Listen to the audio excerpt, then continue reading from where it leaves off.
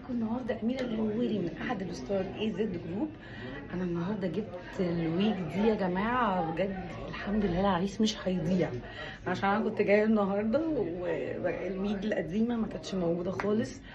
طبعا عندنا الوان كتيره جدا، اللون الاحمر ده الشعبي انا بحبه جدا، البلوند هو اللون الصيفي، الكيرلي.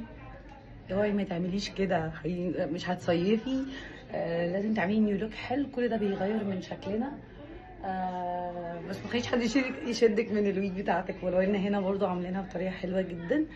انا النهارده جيت بجد معاملتكم حلوه جدا، انا مبسوطه جدا. ستايلي اتغير ونفسيتي اتغيرت جدا.